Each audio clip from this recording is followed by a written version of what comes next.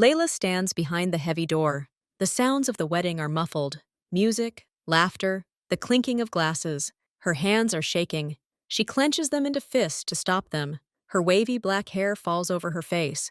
She pushes it back. She thinks about Ilan, her little brother. His frightened face last night, his words. Layla, they said they would kill me. I didn't know where to go, who to ask. I just wanted to help my mother. Her mother is sick. There is no money. Ilan went to the wrong people. He borrowed money, a small amount, but the interest increased instantly. Layla tried everything. She asked the bank. She looked for a second job, but the amounts were unrealistic. And then she heard the name. Chang Min, the head of one of the largest organizations in the city. People spoke of him in different ways. Some whispered with fear, others with respect. Everyone agreed on one thing. When he gives his word, he keeps it. And he remembers all his debts, all his promises. It was a crazy idea to go to such a man, but Layla learned one detail. Today was his wedding, a public event. The only chance to approach him when his security might be less vigilant, when he might be in a good mood, or at least in plain sight. She put on her best dress, a simple blue one. She washed it yesterday. Her hair was done in neat waves. She shouldn't look like a beggar, but like she doesn't know.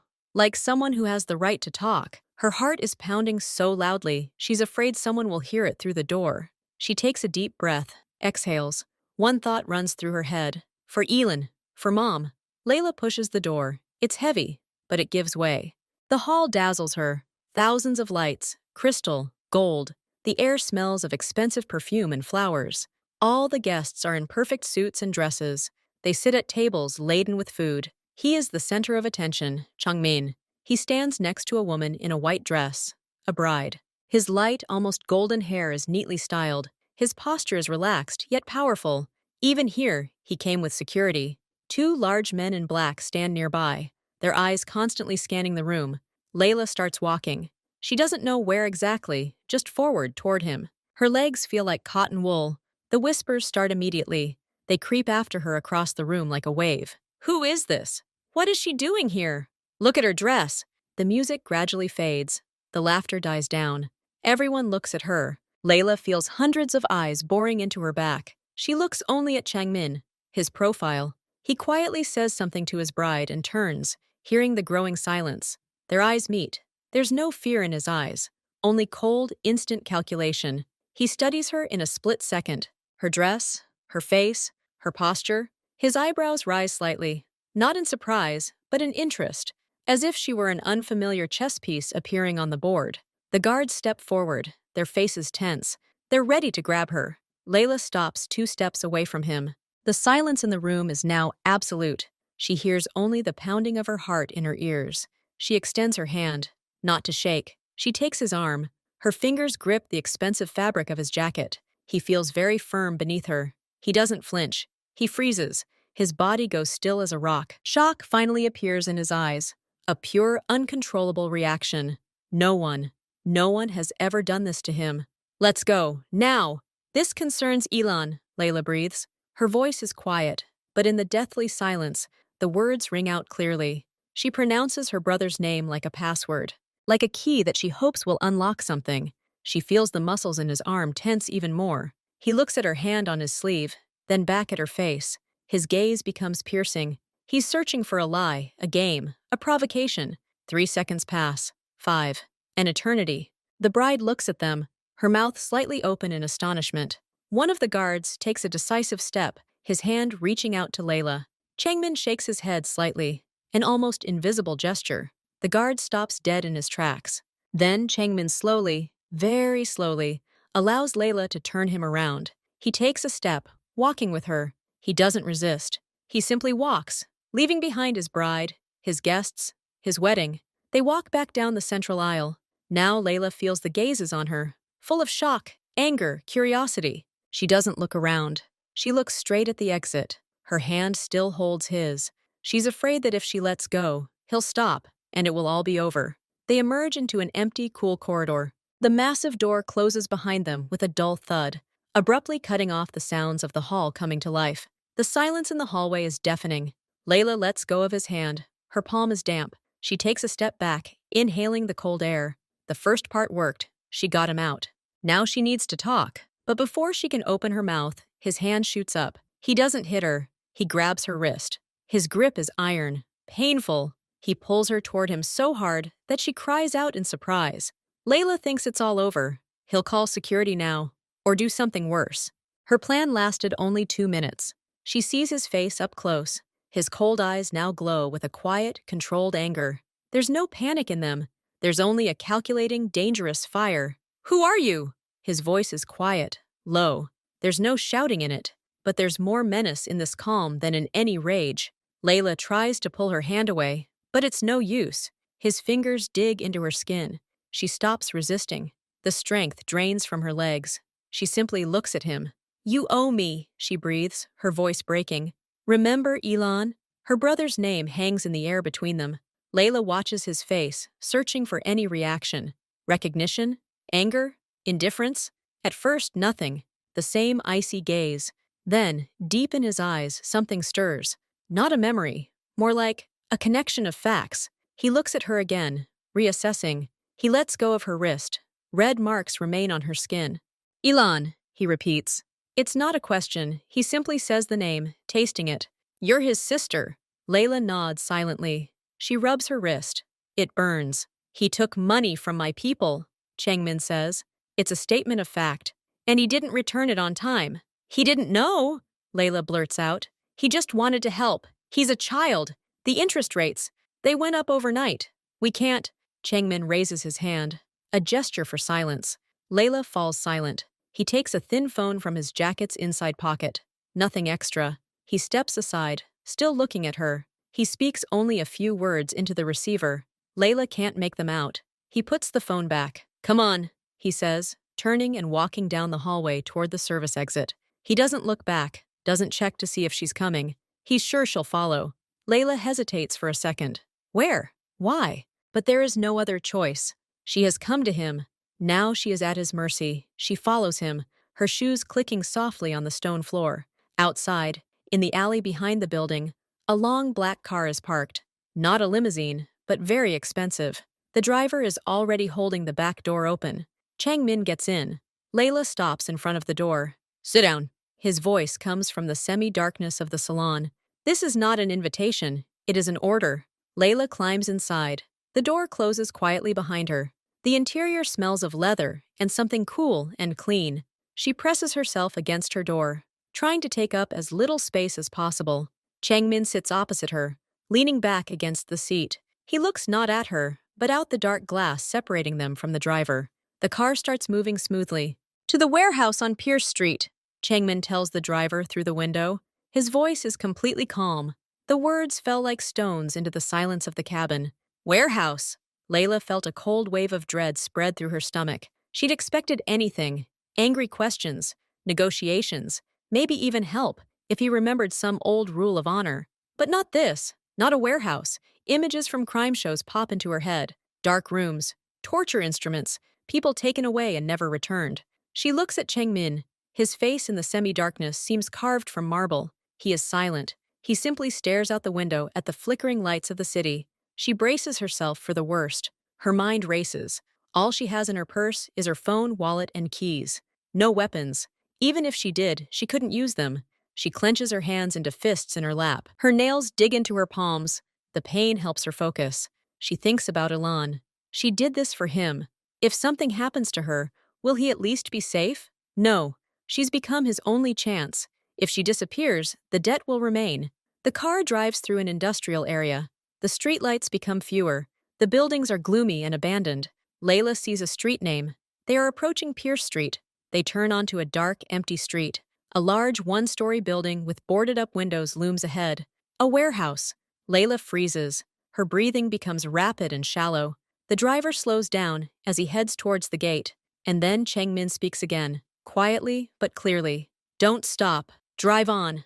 To Kanov Hill, number 12. The car passes a dark warehouse without slowing down. The driver simply nods and accelerates.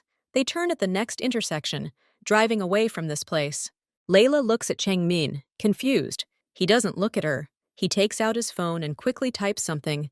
His face is illuminated by the cold light of the screen. What was this? A test? Why take her to the warehouse if he wasn't planning on going in there? To scare her? To see her reaction? They're heading to another neighborhood, a quieter one. There are multi-story apartment buildings and a few cafes. It's not a rich neighborhood, but it's not poor either. It's ordinary. The car stops at an unremarkable house. Changmin opens the door and walks out. "Come out," he says to Layla. Layla comes out. The night is cool. She follows him into the building. He doesn't use the intercom. He has a key to the main door. They go up to the third floor. He opens the door to apartment 3B with a key he also had with him.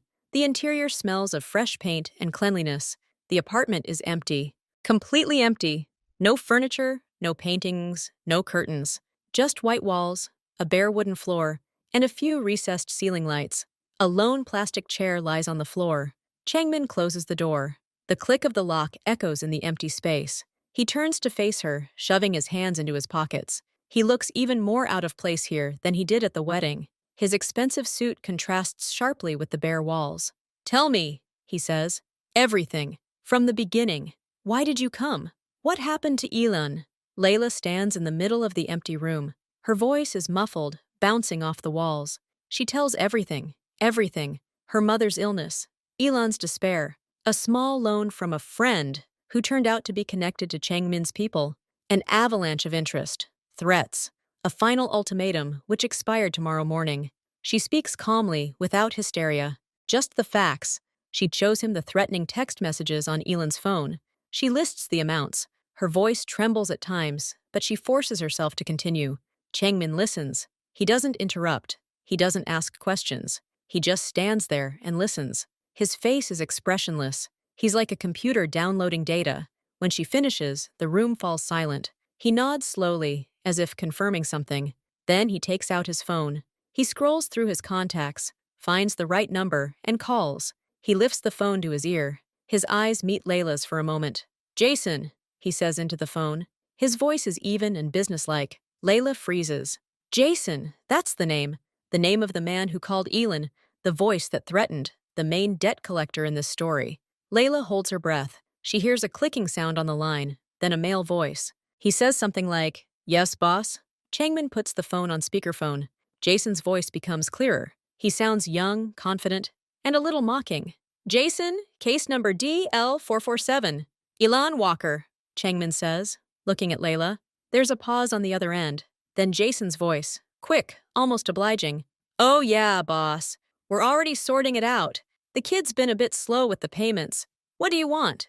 The usual way?" The words "usually" hang in the chill air of the apartment. Layla feels her blood run cold. She looks at Changmin, waiting for his reaction.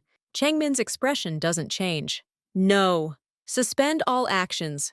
The debt is canceled, with 0 interest, and no one is to approach him or his family again. Do you understand?" There was silence on the other side. A long, puzzled silence. Then Jason's voice, no longer with the same confidence. "Cancel? But boss, the amount is already... It's a precedent," Changmin repeats. For the first time, there's a steeliness to his voice. Quiet, but leaving no doubt. "Yeah, boss. Got it, Jason quickly replies. Changmin hangs up. He puts the phone in his pocket and looks at Layla again. Done. Layla stands motionless, the words spinning in her head. We're already dealing with this. The usual way. She feels not relief, but a new, chilling fear. You knew, she says quietly. You knew about his business. You knew about the debt. Changmin doesn't deny it. He just looks at her. My organization is large. I don't know every little debt, but I know the big ones. I know when a name comes to me, he says. This isn't an excuse. It's an explanation of the system. But Jason, did he follow your orders? Did he do what you expected? Layla insists. Jason does his job. He collects debts. Sometimes too hard, Changmin says, his voice neutral again. Layla understood. Changmin knew. He might not have gone into detail, but he knew his men were after her brother. And now, after 5 minutes of talking to her, he called it off. Just like that. Why? Out of pity? Doesn't seem so. Because of an old rule? What rule? Something's wrong here. Her instincts are screaming danger. This empty apartment. His calm. Too simple. Her phone in her purse suddenly starts vibrating, a ringing, insistent sound breaking the silence. Layla flinches. She looks at Changmin. He nods, allowing her to answer. She takes out her phone, her hands shaking. The name Elon appears on the screen. She accepts the call and holds the phone to her ear. Lay? My brother's voice breaks with tears. But there's something new in it. Not just fear, bewilderment. Elon, what happened? Are you okay? Layla asks quickly. They just left. 3 of them, led by Jason. They barged in like they always do. But they didn't hit me. They just stood there. Jason said, he said the debt was canceled, that you fixed it, that they weren't coming back. And then they left. Lee, what did you do? Who are you? Who did you ask? Layla closes her eyes. A wave of relief, mixed with horror, washes over her. It's true. Changmin kept his word. He called, and the threat disappeared. So quickly. It's okay, Elin, she says, trying to sound confident. It's just, I found a way to talk to them. The main thing is that you're safe. Stay home. I'll call you soon. She hangs up. She looks at Changmin. He's been watching her the entire conversation. Satisfied? He asks. There's no mockery in his voice. It's a simple statement. Layla nods. She can't speak. Tears well up in her eyes, but she squeezes her eyelids shut to hold them back. Not in front of him. Never in front of him. Thank you, she breathes out. Changmin shakes his head. Don't thank me. The debt is canceled, but it's turned into a different debt. Layla opens her eyes. What?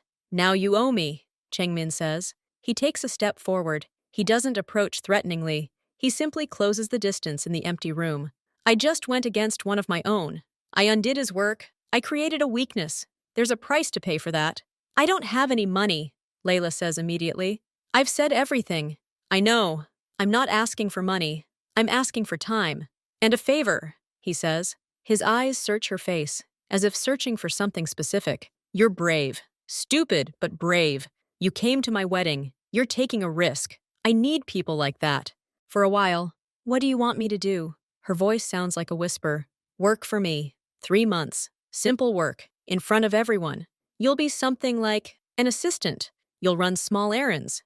Be visible. This will show that you're under my protection and that I have control over you. Why? Why do you need this? Layla doesn't understand. Changmin thinks for a moment, as if deciding how much truth to tell her. Jason and the others will see that I didn't just show weakness. They'll see that I took the asset, that I got something in return. It maintains order. And also, he pauses, I need eyes and ears right now that won't be ignored. The people in my organization know each other too well. You're the new face. You'll be my new face. For 3 months. Then you're free. And your brother is free. Forever. Layla stands in the center of the empty, brightly lit room, looking at the man who just saved her brother, and now offers her a deal with the devil. She thinks of Elon, of his voice, full of relief. She thinks of her mother. She has no choice. She hasn't had one since the very beginning, since the moment she pushed open the door to the wedding hall. She nods slowly. Okay, 3 months. Changmin nods too. It's done. Tomorrow at 9 o'clock, I'll send you the address. Don't be late. He turns and walks to the door. He opens it, but stops at the threshold, not looking back. And Layla? Yes? Don't tell anyone what we discussed today. Not about the debt, not about your brother. You're just a new employee. You barged into my wedding to offer your services, and I, impressed by your audacity, gave you a chance. That's the official story. Remember it. He walks out. The door closes behind him. Layla hears his footsteps fade away in the entryway. She's left alone in an empty, white, unfamiliar apartment, smelling of paint and cleanliness, and of a deal whose consequences she hasn't even begun to understand yet. Elon is safe, but now she's in the game, and he writes the rules. Layla spent the night in that empty apartment. She didn't sleep a wink. Changmin's words kept running through her head. 3 months, working in the open, cover. What did that really mean? She wasn't naive. He wouldn't have taken her just like that, out of mercy. He was plotting something. But what? She thought about Elon. He was safe. That was all that mattered. For that, she'd agreed to everything. That morning, she received a text message with an address. It was in a business district with glass skyscrapers. The address led to one of these towers. The company name at the entrance meant nothing to her, something to do with imports. She was greeted by a stern woman of about 50 who introduced herself as Mrs. Choi. You'll be helping out in the general office, bringing coffee, sorting mail, answering simple calls, typing documents. Nothing complicated, she said. Her gaze was appraising, cold. Did she know who Layla was? Or did she simply sense she was connected? Mrs. Choi led Layla around the open office space. Dozens of people sat at computers, talking on the phone. It looked like a normal, if slightly boring, gathering. Your workspace is over there. Mrs. Choi pointed to a small desk in the corner, next to the copy room. It was clean, with a telephone and an old computer on it. Layla nodded. She could feel people looking at her, in passing, furtively. The whispers died down as she passed. The first day was a challenge. Layla did simple work. She brought coffee. She sorted incoming papers. Her fingers twitched on the keyboard. She wasn't used to this kind of work. She'd worked as a waitress, a cleaner, always on her feet. Sitting at a desk all day was strange and tiring, but what wore her out most were the stares. People in the office knew. They knew exactly how she got there. The story of the brave girl who stormed her boss's wedding had clearly spread through every floor. Some looked with disdain, others with curiosity, still others with poorly concealed anger. No one spoke to her casually, only to the point, dryly, briefly. During lunch, Layla sat alone in the cafeteria. She grabbed a sandwich from the vending machine and a coffee. She watched the other employees gather in groups, laughing and discussing things. She was invisible, or rather, an interesting exhibit behind glass. Everyone saw her, but they didn't accept her into their world. She thought about Chang Min. His office was on the top floor. She hadn't seen him yet today. What was he planning? Why did he put her here, like an animal in a zoo? At the end of the day, Layla went to the copy room to make copies of the documents Mrs. Choi had given her. The machine hummed. She waited, looking out the window at the city. Suddenly, the door opened. A man entered, tall, wearing an expensive but slightly wrinkled suit. He had sharp features and cold gray eyes. He was smiling, but the smile didn't reach his eyes. Layla recognized him instantly. Not by his face. She'd never seen him before. She recognized him by his voice. That same voice from the phone. Low, confident, mocking. Jason. He looked at her, and his smile widened a little. He recognized her too. Of course he did. "Ah, the new star of the office," he said. His voice was exactly the same as on the phone. He walked over to another copy machine and began punching in a code. "How's your first day?" Getting settled in, Layla couldn't speak. Her throat tightened. She nodded, looking at the floor. "Good to hear," Jason said, not looking at her. "The boss said you'd be useful. I hope he's right." He pulled out his copies. Before leaving, he paused at the door and turned to face her. "And say hi to your brother. Glad things worked out. Amicably." He walked out. The door slowly closed behind him. Layla stood leaning against the copy machine. She was shaking. He was here. He worked here, in this very office.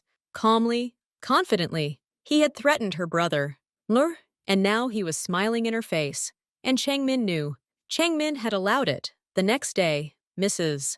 Choi asked Layla to take a folder of documents to Chang Min's office. "He's expecting these papers for lunch. Put them on his desk," she said. Layla took the folder. Her heart began to beat faster. She hadn't been in his office yet. She went up to the top floor. It was quiet there, with thick carpets on the floor. The secretary sitting in the reception area silently pointed her to a massive dark wooden door. Layla knocked. There was no answer. She carefully opened it. There's the door. The office was huge, with a panoramic view of the city. Everything was in shades of gray and black, minimalistic, expensive, cold. Chang Min's desk was clean, almost bare. Just a computer, a phone, and a couple of pens. There was another folder on the very edge of the table, a thin one, made of dark blue cardboard. Layla walked over to place hers next to it. Her gaze fell on the writing on the blue folder. It was an address, printed on a white label. She froze. The blood drained from her face. She knew this address. She grew up here. It was her old home, the same home they'd lost all those years ago, after her father disappeared and their business went down the drain. Why does Chang Min have a folder with the address of her old house? For the rest of the day, Layla couldn't concentrate. The address burned in her head. It couldn't be a coincidence. There were no coincidences in this game. She had an idea. Crazy, dangerous. But she couldn't stop. She noticed that many employees were staying late after work. The office was still full at 7 and 8 in the evening. She decided to do the same. Mrs. Choi even liked it. Good diligence. Layla pretended to be sorting through old archives in the document storage room. It was boring work, and no one bothered her there. She waited. By 10 o'clock, the office was almost empty. Only the cleaners and a couple of workaholics at the other end of the open space remained. Layla left the storage room. She knew the HR department had old paper archives, employee records, contracts, maybe something else. The door to the HR department was closed but unlocked. Layla entered cautiously. The room was dark. She turned on a small lamp on the desk. Steel filing cabinets lined the walls. She didn't know what she was looking for. Her father's name? His name was Michael Walker. She began to look through the folders, the markings on them dating back 10 or 15 years. Her fingers trembled. She found it almost by accident. Not in the HR department, but in a box of old accounting reports in the next room. Not a folder, but a single piece of paper. A receipt. On the letterhead of her father's company, a small construction firm called Walker and Son. The receipt stated that Michael Walker had received a large sum of cash from Eastern Imports, the very same company whose office she was currently in. The collateral was listed as property at that very address, her home address. There were 2 signatures at the bottom. One was her father's. The other, Layla recognized immediately. She'd seen it on several documents in the office. It was Chang Min's signature. Younger, less confident, but the same. Her father took money from Chang Min, or from his company, and mortgaged their house. Layla took a photo of the receipt with her phone. She returned the paper to its place and left the office on shaky legs. It was already late at night. She couldn't go home. She sat down on a bench in an empty park near the office. The air was cold. She took out her phone. In her contacts was the name Aunt Cheryl, her mother's sister, the one who helped them after their father disappeared. Layla dialed the number. The ringing was long. Finally, a hoarse, sleepy voice answered. "Hello, Layla? What happened? Are you okay?" "Auntie, I need to ask about Dad, about his affairs," Layla said quickly. There was silence on the other side. Then Aunt Cheryl sighed. "Layla, honey, why do you need this now? It's all in the past." "It's not in the past, Auntie. It's here. Now, please. Did he take money from criminals?" The silence grew even thicker. Then Layla heard stifled sobs. "He didn't want to, you see. His business was sinking.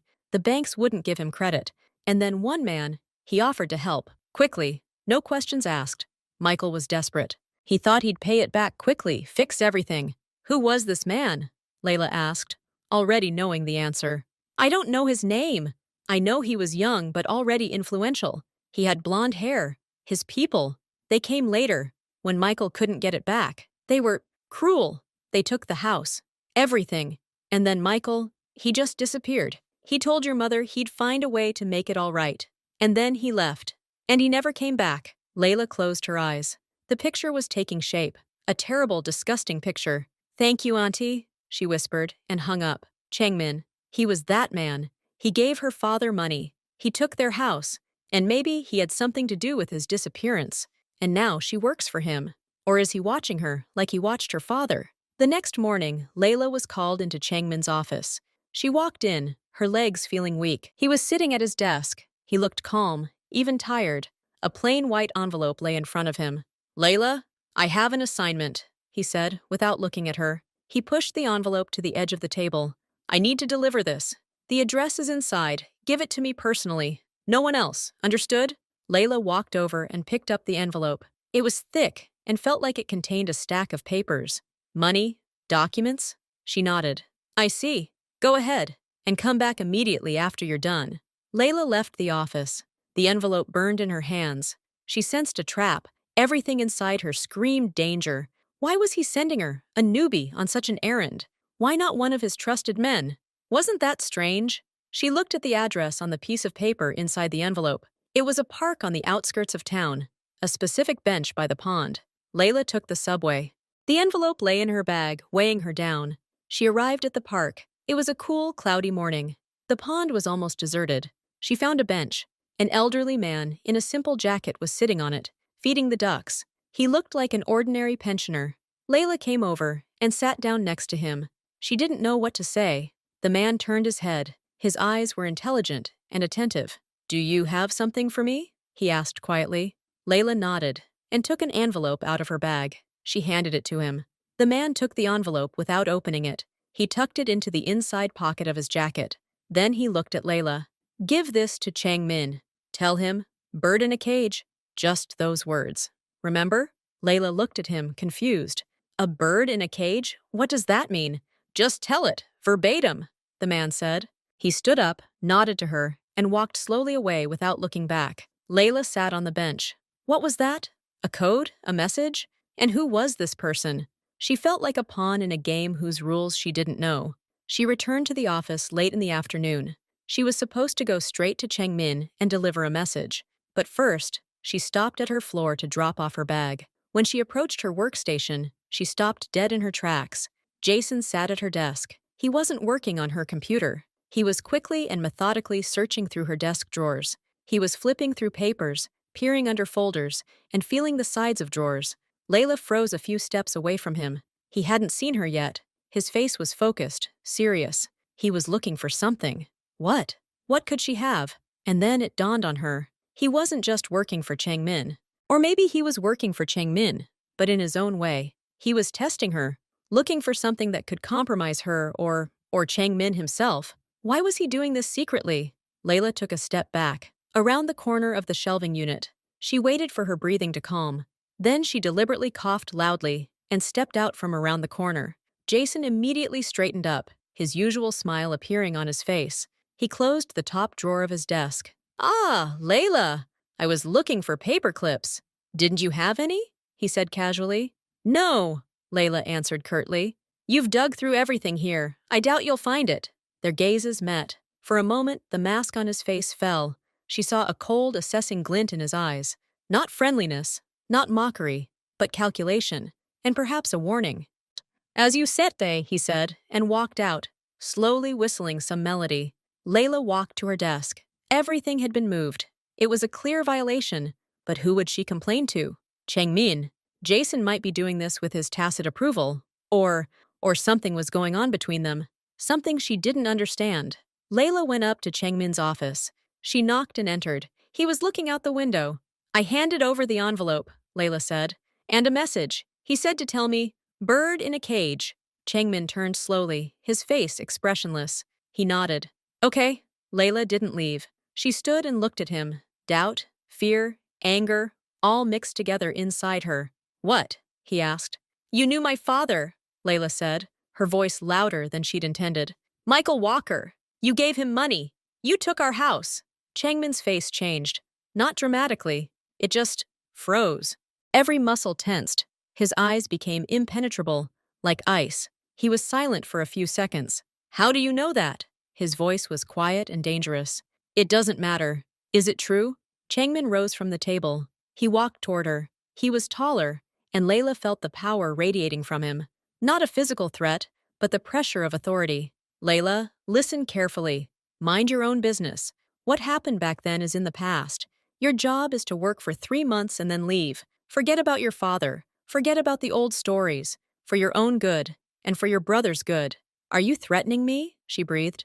"I'm giving you advice. The best advice you'll ever have. Now go, work, and stop digging where you shouldn't." Layla realized she wouldn't get anywhere else. She turned and walked out of the office, her heart pounding. He didn't deny it. He simply ordered her to forget, and there was a hidden threat in his words. Island again. The workday was over. Layla packed her things. She decided to leave early. She needed some time to think. She went down to the underground parking lot where the metro exit was. The parking lot was poorly lit. Water dripped somewhere.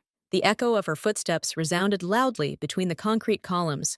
Suddenly, 2 men emerged from behind a column. They were dressed in dark clothes and hooded, moving quickly and quietly. Layla tried to get around them, but they blocked her path. She wanted to scream, but one of them grabbed her arm sharply. Not painfully, but firmly. He pulled her towards him. His face was hidden in the shadow of his hood. "Listen here," he whispered. His voice was hoarse, emotionless. "Stop digging. Forget the old stories. Forget what you saw. Go your own way. Serve your 3 months. And disappear." Layla tried to break free, but his grip was iron. "If you don't listen," the whisper continued, "the next warning won't be for you. It'll be for your brother. And it won't be so gentle. Understand?" He let go of her hand. Both men turned silently and disappeared into the darkness of the parking lot. Layla stood leaning against the cold concrete column. Her knees were buckling. It was a warning, loud and clear. But from whom? From Changmin. He'd just spoken to her. Why would he send people in half an hour? Or was it Jason? Or someone else? She thought about Ilan, his frightened face. He was just beginning to come to his senses. And now there was a threat again. Because of her. Because of her curiosity. Layla reached her small apartment. She locked the door and sat on the floor, hugging her knees. She was shaking. The fear gradually gave way to a cold, clear anger. She was being toyed with. She was being manipulated. Changmin was hiding something. Jason was looking for something. Someone was threatening her brother. She was stuck in the middle. She couldn't go to the police. She had no evidence. And who would believe that the Mafia boss and his right-hand man were involved in anything? Besides, she was now part of the system. She worked for him, but she couldn't just wait for the next blow. She had to act. And she had one idea. Crazy like everything else in this story. Her enemy wasn't just outside. He was inside the organization. Jason hated her, or feared her. He was searching her desk. He was clearly acting in his own interests. What if she and Jason had a common interest? Survival. Confronting whoever was pulling the strings. Changmin? Or someone else? She didn't trust Jason. Not for a second. But he was inside the system. He had information. And she had nothing but guesses and fear. The next day, Layla was waiting for Jason.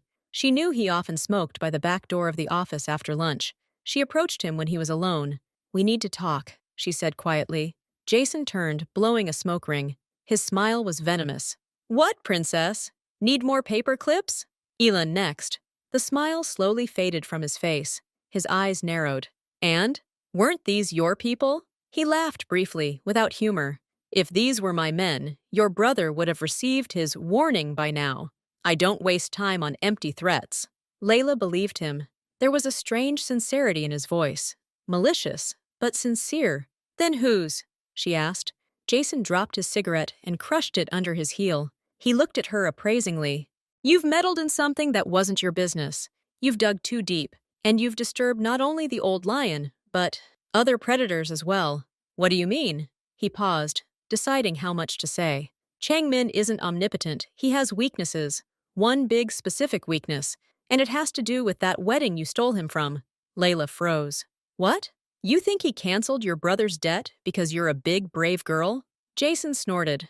"No. He did it because you showed up at just the right moment. You became a convenient shield for him. A distraction. From what?" Jason glanced around, making sure no one was listening. His wedding. It wasn't love. It was a merger. Business. His organization and the organization of someone else. Older, more dangerous. A man who doesn't forgive disrespect. And a groom leaving a wedding with another woman is the ultimate disrespect. Layla understood. "You're talking about the father of the bride?" Jason nodded almost invisibly. "Now we need to show Changmin that you're more than just an accident. That you're valuable. That he controls you. That your appearance is part of some plan of his.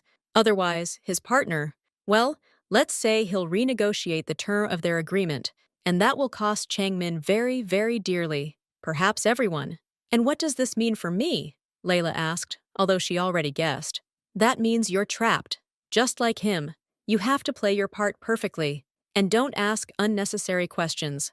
Otherwise, his partner will decide you're the weak link, and he'll eliminate you. And maybe your brother, too. And Changmin, to save face and the deal, will allow it to happen." Layla looked at him. There was a cruel logic to his words. She was a pawn in a greater game between two powers, and Changmin was using her to cover up his own mistake, the humiliation he'd inflicted on his future father-in-law. "Why are you telling me this?" she asked. "Because," Jason said, a familiar, cold, calculating glimmer in his eyes, "if Changmin goes down, I want to be on the right side. And you're part of this game now, whether you want it or not. And if you go down, you'll take many down with you, maybe even me. So let's call a temporary truce. You stay out of my business, and I'll share information with you, so we both survive. And we'll watch. Maybe the old lion has weak teeth." He extended his hand. Not for a handshake. He simply showed an open palm, as if proposing a deal.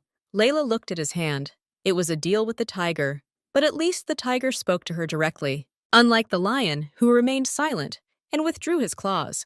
She didn't shake his hand. She simply nodded slowly. "A temporary truce." Jason chuckled, lowered his hand, and turned to leave. "Smart girl.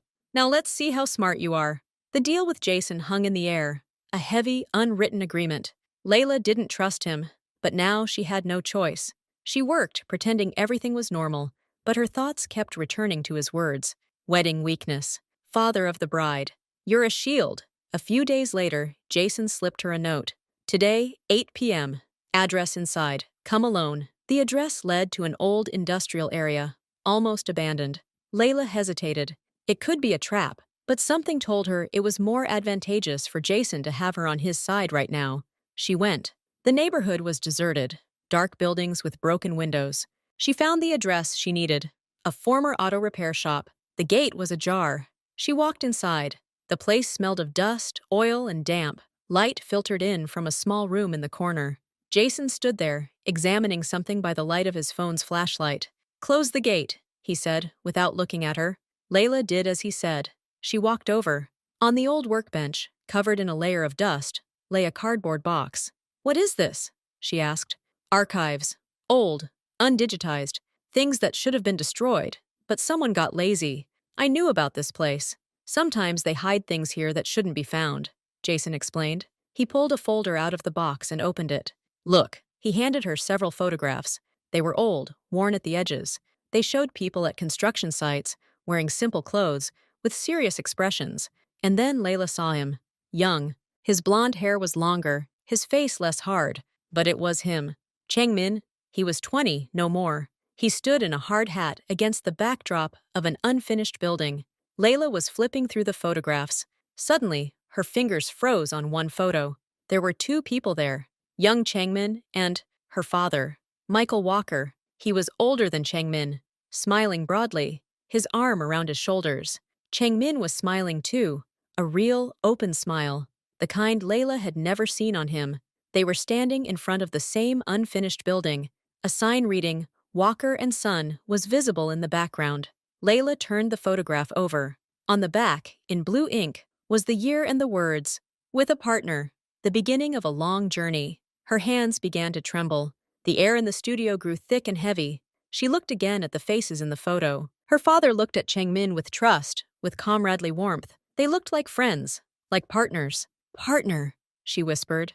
All the pieces of the puzzle in her head fell apart and came together to form a completely new, terrifying picture. Changmin wasn't just a lender. He wasn't some random person who gave money in a time of need. He was a friend, a partner.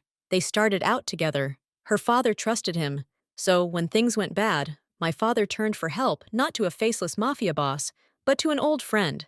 And the friend gave him the money, using the house as collateral. And then my father disappeared. What happened? A fight? Betrayal? Father's disappearance? Was it voluntary? Layla remembered Changmin's cold face when she asked about her father. "Mind your own business." Her world, already sagging, had completely collapsed. The man who had taken their home, who had kept them poor, who had made her mother sick with grief, this man had once smiled like a brother in a photograph with her father. "Take the photo," Jason said quietly. "It's your only real proof of their connection. He destroyed everything else long ago." Layla instinctively stuffed the photograph into her jacket's inside pocket. She felt the paper burning her skin. She couldn't wait. She couldn't play his games, knowing this. The next morning, as soon as the workday began, Layla went straight to Changmin's office. She didn't knock. She opened the door and walked in. Changmin was talking on the phone. When he saw her, he frowned and quickly ended the call. "What happened? I didn't call you," he said coldly. Layla walked over to his desk. She pulled out a photograph and placed it on the clean glass surface in front of him. Changmin looked at the photo. And in that moment, Layla saw something she'd never seen before. His face twitched, a real deep crack in his stony mask. His eyes widened, then narrowed. A flicker of pain flickered in them. Or rage? Or both? He paled. He slowly looked up at her. "Where did you get this?" His voice was hoarse, almost soundless. "It doesn't matter," Layla said. Her own voice sounded surprisingly firm. "Who is he to you?" Changmin leaned back in his chair. He looked not at her, but out the window. His fingers drummed on the arm of the chair. The mask had returned to his face, but now it was tense, taut. "Michael," he finally said. "He was like a brother. We started out together. He was the builder. I provided the opportunity. Things were going well. Then not." He fell silent. "What happened?" Layla asked quietly. "He made a mistake, a big one. He got involved in a scam with the wrong people, competitors. He lost everything and jeopardized our shared business. He came to me, humiliated, devastated, asked for money to fix everything. I gave it to him, a large sum, using the house as collateral. I didn't want to, but rules are rules. Even between brothers. And then what? Layla's voice wavered. He couldn't fix it. The money disappeared along with those people. The debt hung. My investors demanded repayment. I paid it. For him. To close the matter. And our house? Changmin looked at her. Bankroll is bankroll. It was taken. It was the price of his mistake and my loyalty. Then Michael, he couldn't bear the shame. He said he'd find a way to get it all back. And then he disappeared. I looked for him. I couldn't find him. I thought he'd just run away. Abandoned his family. Like a coward.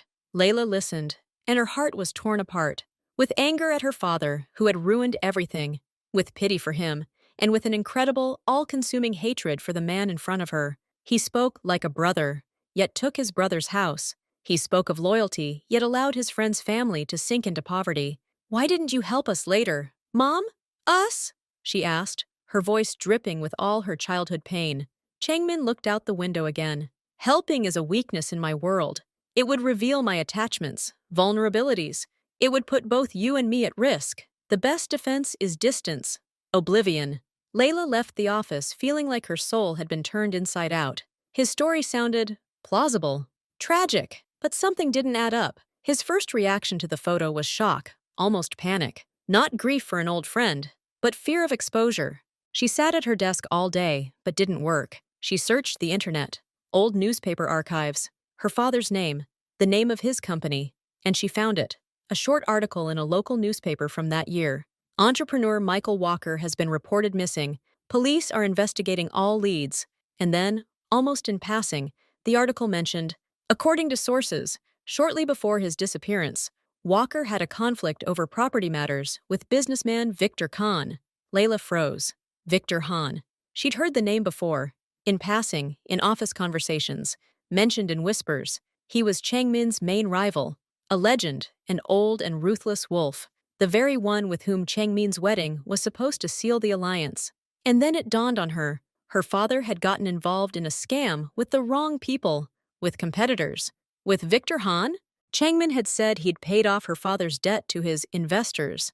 But what if those investors were Victor Han himself or his people? What if her father's debt wasn't to Changmin, but to Han? And Changmin hadn't paid it, but simply repossessed the house to pay off the debt? Or was there something else? Why did father disappear then? Out of shame? Or because he knew too much about both Changmin and the Hans' affairs? Changmin's story was convenient.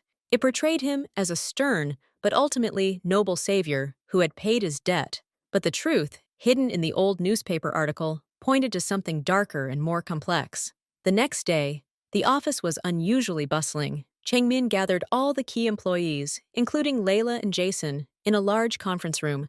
He stood at the head of the table. He looked confident, almost triumphant. Friends, the lengthy negotiations are over. We are entering into a historic partnership with the Khan Enterprises Group. This will open up new markets and new opportunities for us.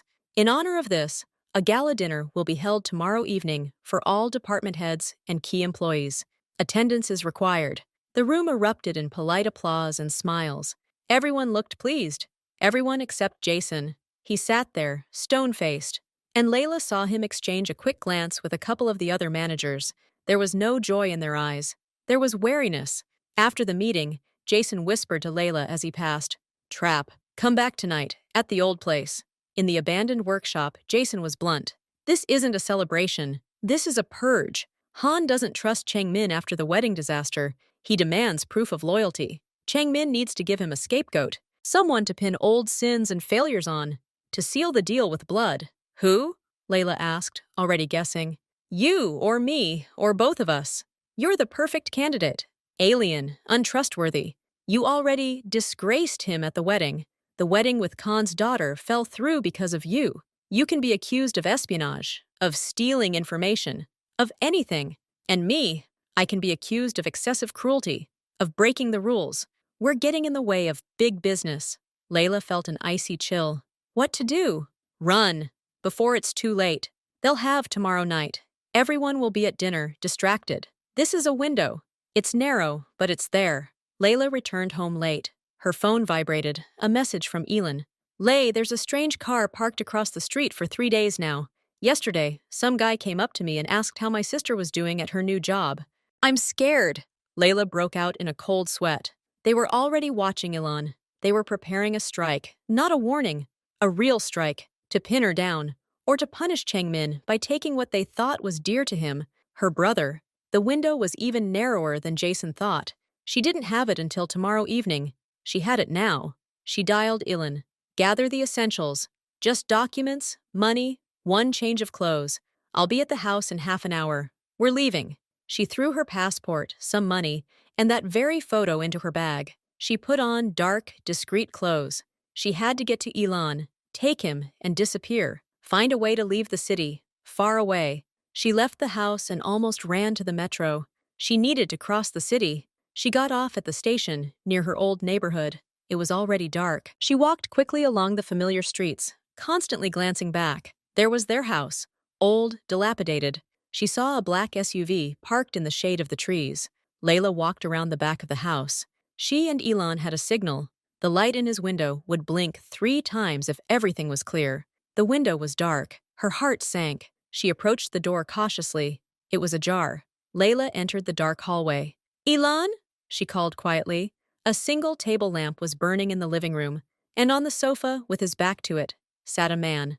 Not Ilan. The man turned slowly. Light hair, cold eyes. Changmin. Where is my brother? Layla breathed out, retreating to the door. Safe, for now, Changmin said. His voice was tired. The exits are blocked. My men are around the house, and in his father's house too. Layla understood. He knew everything. Or he guessed. Or Jason had betrayed her. Perhaps this had been his game all along. I wanted to protect you, Changmin said. He stood up. From him! From the Khans! They know about you. They want your head as a symbol. If you escape, they will find you. And they will do to you and your brother what I cannot prevent. Stay. Play your part tomorrow. I have thought everything through. What role? The role of a scapegoat? Layla screamed. No. A silent witness. You'll be there, by my side. It will show that you're under my complete power, that I have you under my control, that you're not a threat, but a trophy. It will satisfy his ambitions and save your life. And then what? After dinner? Layla asked, her mind frantically searching for a way out. Then I'll find a way to let you go. For real, with new documents, with money. After all, I gave my word to your brother. Layla looked at him. He spoke convincingly. There was a strange mixture of weariness, determination, and something else in his eyes. Regret? But she remembered the photograph. She remembered the newspaper article. She remembered the story about her father. How can I trust you? She asked quietly. Changmin didn't answer. He was simply waiting for her decision. At that moment, 2 objects in Layla's jacket pocket blazed hot. Her phone, with a photo of the receipt and a note about her father's disappearance, and the old photograph itself in her pocket. Evidence against Changmin, his connection to his father, his disappearance, his debt, and evidence against his enemy, Victor Han, whose name was also written into this story. The door in front of her led to the street, to the right, to freedom, an attempt at escape, followed by a hunt. Ilan held hostage by the Khans, or Changmin's men. Constant fear. On the left is Changmin. A deal. To play a role. To trust the man who destroyed her family. A chance to save her brother now, but bury the truth forever. To become part of his lie. She stood in the doorway. The hall was silent. She could hear only her own breathing and the distant noise of the city. She thought about Ilan, about his frightened eyes. She thought about her mother, who never knew the truth. She thought about her father in that photograph, smiling, full of hope, his hand on his friend's shoulder. Layla took a deep breath. She looked straight into Changmin's eyes. Her hand clutched the phone in her pocket. She took a step, not towards the door and not towards him. She stepped forward into the center of the room and pulled out her phone. I'm not going to your dinner as your trophy, she said clearly. And I'm not running. There's a third option. Changmin frowned. Which one? It's true, Layla said. We won't show them a trophy. We'll show them a problem. A shared problem. I know my father was involved with both you and Khan. I know he disappeared, and I have my suspicions as to why. If Khan wants blood, we won't give him the blood of a scapegoat. We'll give him a scandal, the threat of an old story being exposed, one that will taint both him and you. We'll give him a choice. Accept you as a partner without sacrifice, or deal with a girl who has access to the press and old evidence. She picked up the phone. I'll send copies of everything I have to an automatic mailing list to 3 addresses, including 1 news outlet. The emails will go out unless I cancel them in exactly 1 hour. Now we have 1 hour to find my brother. And for you to decide, do you want to keep playing their game? Or do you want to finally break the board? She pressed the button, starting the timer on the screen. The numbers began counting down. Changmin looked at her, first with disbelief, then with cold fury, and then with something resembling respect. For the first time, his lips twitched not in anger, but in a barely perceptible bitter smile. Your father, he said slowly, would have been proud of you. He was always too soft. But you turned out to be made of different stuff. He pulled out his phone. Cancel surveillance on Elon Walker, immediately, and find him, alive and well. Bring him here. He hung up and looked at Layla. We have 59 minutes. Start telling me exactly what you know. Changmin watched the countdown on her phone. His face was a mask of steel. He nodded slowly. 59 minutes, he repeated. His gaze fell on her bag. Show me what you've got. Everything. Layla took out her phone. She opened the photos. A snapshot of an old receipt. A newspaper article. She placed the printout she'd made yesterday on the table in front of him. Then she carefully pulled the old photo itself from her inside pocket. The one of them both, young and smiling. Changmin took the photo. He wasn't looking at himself. He was looking at Michael Walker's face. His fingers trembled slightly. There's something else, Layla said quietly. Something that doesn't add up in your story. You said you paid off his debt to his investors, but the article mentions a conflict with Victor Khan. You didn't pay Khan's debt. Did you embezzle it? Take our house to pay off the debt? And my father, he didn't disappear out of shame. Did he disappear because he knew the truth about how you and Khan divided up his business? Or because he refused to remain silent? Changmin looked up at her. There was no anger in his eyes. There was a weariness so profound that Layla momentarily felt frightened. You're not entirely right, he said, but close. Khan wasn't his creditor. I was. But the money, that money was originally part of a common fund, a fund controlled by Khan. Your father didn't go to Khan for help. He came to me. But when that failed, the debt automatically became a debt to the Khan organization, by their rules.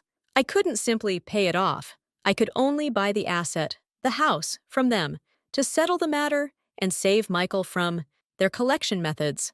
It was a deal. The house in exchange for his stake in our mutual business and his silence. I took the house, but I saved him face with you. I said the house was collateral for me, so you wouldn't think he'd gotten involved with real monsters. Layla listened, and her world turned upside down again. And then, he didn't accept it. He thought I'd betrayed him by taking the business and the house. He went to Khan, secretly, offered a deal, testify against me in exchange for forgiveness of the rest of the debt and help. Khan agreed, but it was a trap for both of them. Khan wanted to use him to put me under complete control. Your father realized this too late. He came to me that same night. He was panicking. He said he'd ruined everything, that Khan now knew about our old, not quite legal schemes at the beginning of the business. He was afraid for you, for his family. I told him to disappear, for a while. I said I'd fix everything, that I'd find a way to pay Khan and get him out. I gave him money, old documents under a different name. He left, and he really disappeared, not according to my plan. According to the Khan's plan, they found him first, and got rid of him. As a witness, and as an unlucky gambler. A deathly silence fell over the room. Layla looked at him, trying to discern the truth from the lie. His story was terrifying, but coherent. It explained everything, and his coldness towards them later. Not just indifference, but guilt, and the understanding that any sign of interest from a family friend would draw the attention of the real killers, the Khans. Why didn't you say this before? She whispered. Because the truth would have made you targets then. And now it's made you a target. Khan knows whose daughter you are. Marrying his daughter was my attempt to close an old feud, to legitimize our relationship. Your appearance ruined everything. For him, it's a sign that the past isn't buried, that Michael Walker's daughter is alive and with me. He sees you as a threat, and a tool to pressure me. The timer showed 42 minutes. So what now? My plan? Will it work? Layla asked. He's too rude. Khan isn't afraid of scandal. He has people in the newspapers, in the police. Your evidence is nothing. A receipt? It could be called a forgery. An old newspaper article? They didn't notice it then, and they won't notice it now. A photograph? It only proves that we knew each other. He'll laugh in your face, and then he'll order his men to do what they did to your father. Layla felt the ground slipping from under her feet. Her trump card was empty. Then what? Suddenly, footsteps were heard in the house. The door to the living room opened. Elin stood in the doorway, pale but unharmed. Behind him were two large men in ordinary clothes. One of them nodded to Changmin. "Boss, all clear, we've got the tail." Ilan saw Layla. "Lay, what's going on? Who are these people?" Layla rushed to her brother and hugged him. "It's okay. Everything's okay now." She looked at Changmin. "Thank you." Changmin didn't answer. He was looking at the timer. 38 minutes. "There's another way," he said suddenly. "Don't break the board. Change the game. You wanted to use the truth as a threat. That's weak. You need to use the truth as an offer." "What the gear? The Khan wants to control me. He thinks he has leverage. Your history. He thinks I'm tied to the past, to the memory of your father, that I'll be compliant to protect you, as I couldn't protect him. He's wrong. But we can let him be. Let him believe it." Layla slowly let go of Elon. "I don't understand. You'll come to dinner, not as a trophy, but as my weakness, my obvious exposed weakness. You'll be by my side. You'll look scared, dependent. You'll do what I say. You'll confirm his belief that he has me by the throat. And I'll be flexible. I'll agree to his terms of the deal. All of them.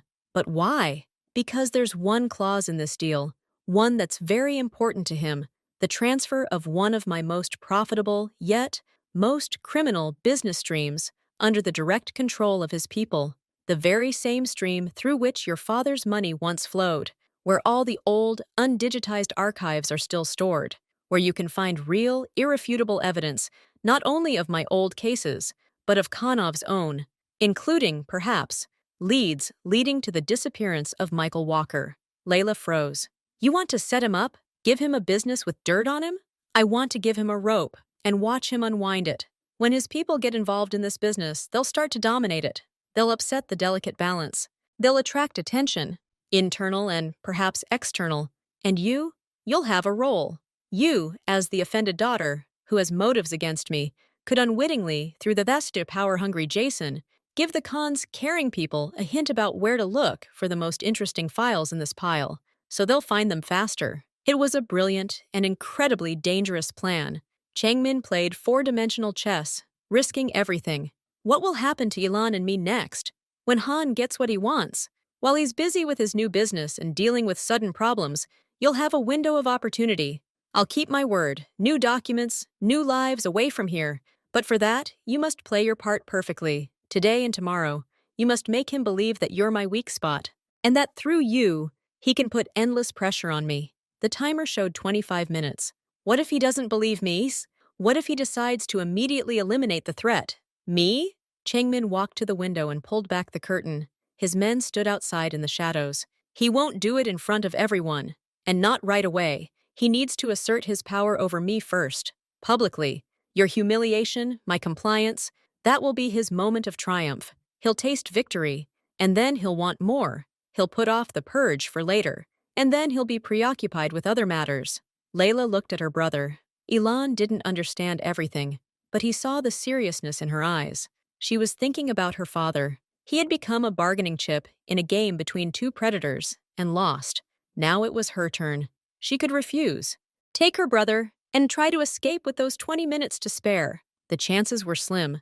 Or she could enter the darkest part of the game. Become a pawn voluntarily, but a pawn that knows the positions of all the pieces. "Jason," she said suddenly, "does he know about this plan?" Changmin shook his head. "Jason is an opportunist. He's playing for himself. He's already betrayed me, working for the Hans in small ways, hoping to secure a position with them if I fall. He thinks he's playing his own game.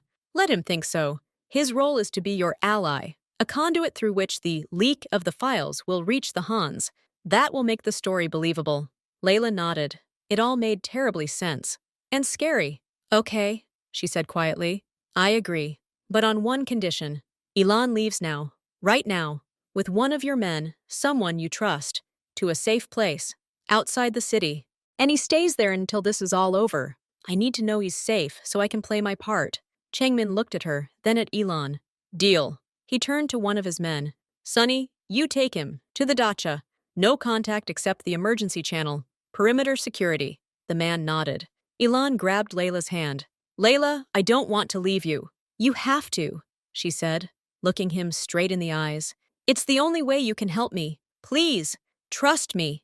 Aylan, seeing the determination in her gaze, slowly released her hand and nodded. 5 minutes later, Elin and the security guard drove away in a dark SUV.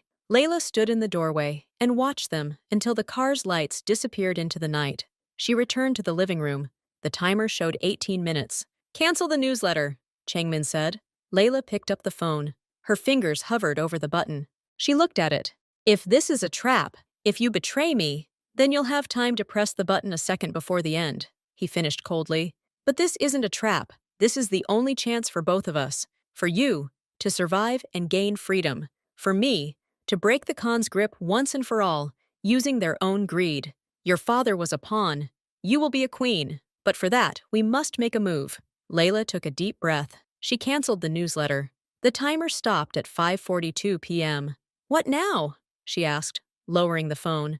Changmin said, his voice businesslike and emotionless again. We're getting ready for dinner. You'll learn your role. You're a scared girl who got caught up in a big game and now regrets it. You're afraid of me. You do everything I say because you're afraid for your brother. You hate me, but you're helpless. And most importantly, you seem valuable to me. You're my weakness, which I try to hide, but which is obvious to everyone. Han must see this. He must believe that by controlling you, he controls me. Understood? Layla nodded. She was a good actress. Her whole life had been a game of survival. And when the moment comes, he continued, when the Khan wants to demonstrate his power, he may try to humiliate you. In front of everyone. Say something. Force you to do something. You must accept it. Show fear. Show that I am not protecting my mother-in-law, that I am allowing this to happen. This will be the most important sign for him. A sign of my complete surrender. Layla felt a chill run down her spine, but she nodded again. What about Jason? When and how should I talk to him? After dinner, when everyone's relaxed from the booze and the perceived victory, you'll find a way to complain to him. Tell him you hate me, that you want revenge, that you heard me say during our argument about some old files in that very business that's now being taken over by Khan. Files that, as I accidentally let slip, could compromise many. Tell him you'd like those files to be found and used against me. He'll take the bait. He'll pass it on to the Khans as his own find, to curry favor. They talked for another 20 minutes, working out the details.